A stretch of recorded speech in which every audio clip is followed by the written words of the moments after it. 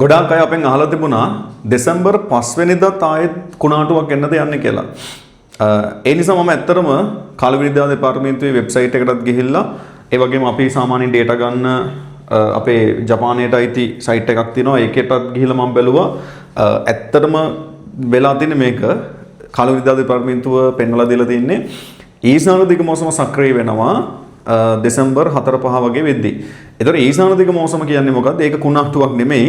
ඒ ගැන චුට්ටක් පැහැදිලි කිරීමක් කරන්න ඕන කියලා හිතුවා. නැත්තම් මේ ඇත්තටම වැරදි අවබෝධයක් මිනිස්සු ඉන්නේ. මොකද මිනිස්සුන්ට තේරෙන්නේ මිනිස්සු හිතන්නේ ආයෙ එකක් එන්න යන්නේ වැඩි කියලා වෙන්න යන්නේ කියලා ආයෙ මිනිස්සු හිතන්නේ. ඒ නිසා චුටි පැහැදිලි කිරීමක් කරන්න මොකද්ද මේ ඊසාන දිග මෝසම? ඒක හැම අවුරුද්දෙම සාමාන්‍යයෙන් අපිට බලපවත්වන තත්වයක්. ඒතකොට දැන් මේ චුට්ටක් බලන්නකෝ මේක මේ තියෙන්නේ අපිට මෙච්චර හානියක් කරපු ඩිට්වා සුලි කුණාටුව අපෙන් ගොඩාක් ඈතට ගිහිල්ලා දැන් ඉන්දියාවේ නැගෙනහිර වෙරළට ආසන්නව ස්ථාපිත වෙලා තියෙනවා. ඉතින් මෙයාගේ මරණය ගොඩක් වෙලාවට හෙට සිද්ධ වෙවි. මෙයා මෙතනින් ඔහොම ඉන්දියාව ඇතුළට ගිහිල්ලා මම ඔන්න පෙන්නන්නම්.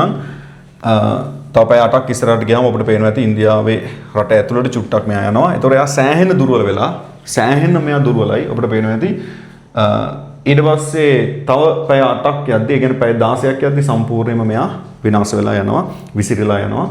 දිත්වා සුලි කුණාටුවේ මරණය මෙන්න මෙතන සිද්ධ වුණා. ඉතින් එතකොට ඊට පස්සේ මම ඔයාලට පෙන්වන්න යන්නේ තව දවස් 4ක් ගියාම, තව දවස් 3ක් ගියාම, ඒ කියන්නේ 5 වෙනිදා වගේ වෙද්දී ඔන්න ඊසාන දිග මෝසම සක්‍රිය වෙලා. දැන් මේ තියෙන්නේ දෙසැම්බර් 5 වෙනිදා වින්ඩ් එකේ ස්වභාවය. එතකොට මේ ඊසාන දිග මෝසමෙන් වෙන්නේ දැන් මේ පැත්තෙන් ජල වාෂ්ප සහිත සුළං හමාගෙන එනවා. දැන් මේ හුළඟ එන්නේ ඊසාන දිග පැත්තෙන්. ඒ ජල වාෂ්ප සහිත සුළං ඇවිල්ලා අපේ රටේ මෙන්න මේ හරි මධ්‍ය කඳු කරේ තියෙනවා. මධ්‍ය කඳු කරේ හැපිලා ඒ ජල වාෂ්ප සහිත සුළං ඉහළ ගිහිල්ලා වලාකුළු හැදිලා අපේ රටේ වියලි කලාපයට වැස්ස ලබා දෙන එක තමයි සාමාන්‍යයෙන් වෙන්නේ. ඒතර මේක සක්‍රිය වෙන්නේ දෙසැම්බර් පෙබරවාරි කියන මාසවල. ඒතර ඔය දෙසැම්බර් 4-5 වගේ කාලවල තමයි මේක සක්‍රිය වෙන්නේ. ඉතින් ওই කාලෙට අපේ තෙත් කලාපයට හොඳටම පායනවා. පුත්තලම හම්බන්තොට පැත්තට සාමාන්‍යයෙන් පායනවා. ඊසාන දිග මෝසමේදී වැස්ස ලැබෙන්නේ මධ්‍යම ඒ වගේම උතුරු මැද නැගෙනහිර ඔය වගේ පළාත් වලට තමයි සාමාන්‍යයෙන් වැස්ස ලැබෙන්නේ. ඒතකොට ඒ නිසා ඒකත් ගොඩාක් තද වර්ෂාපතනයක් නෙමෙයි. අපේ රටේ තෙත් කලාපයට බලපවත්වන නිර්ත දිග මෝසම් තරම් ප්‍රබල වැස්සක් නෙමෙයි මේක. මොකද ඒක සක්‍රිය වෙන්නේ මැයි වලනේ. අන්න ඒතකොට තෙත් කලාපයට ගම් වතුර ඇති වෙන්නේ ඒ කාලෙදී. මැයි සිට සැප්තැම්බර් දක්වා මාසවලදී. එතකොට තමයි කළුතර, ගාල්ල, මාතර පැතිවල සෑහෙන ලොකු ගම් වතුරක් එන්නේ. ඉතින් ඊසාන දිග මෝසම ඒ තරම් ගොඩක් ප්‍රබල නැහැ. මොකද මේකේ අර සුලඟ සතු ජල වාෂ්ප ප්‍රමාණය අඩුයි. මේ පැත්තේ හුළඟ එන්නේ ලොකු ගොඩබිම් කලාපයක ඉන්නේ. ඒ නිසා සුලඟ සතු ජල වාෂ්ප අඩුයි.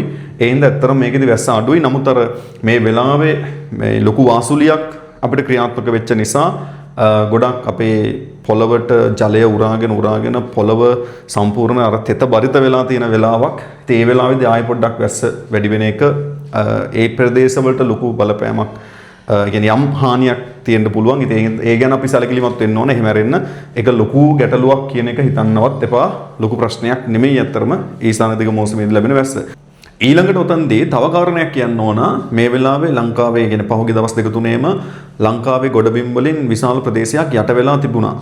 ඉතින් ඒ නිසා අර ජලතල වලින් සිදුවෙන වාෂ්පීකරණය මේ දවස්වල වැඩි. පසිනුත් ගොඩක් ජලය වාෂ්ප වෙනවා වායුගෝලයට. ඉතින් මේ එකතු වෙන ජල වාෂ්ප ඉහළ ගිහිල්ලා වලාකුළු හැදිලා මේ දවස්වල ආයෙත් අහස පොඩ වලාකුළු වලින් බර වෙලා තියෙනවා. ඒ නිසා හවස් වරුවේ ඇතිවන සංවහන වැසි තත්වයන් යම් අවස්ථාවල ප්‍රබල වෙන්න පුළුවන්.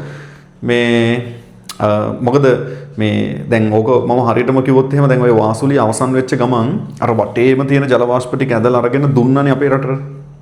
ඊට පස්සේ ඔයගොල්ලෝ බලන්න ඔය වාසුලිය ඉවර වෙන දවසේ වාසුලිය අවසන් වෙච්ච 30 වෙනිදානේ 30 වෙනිදා වගේ වෙද්දී වාසුලිය අවසන් වුණා. එදා මම අහස බැලුවා මුළු අහසම නිල් පාටයි.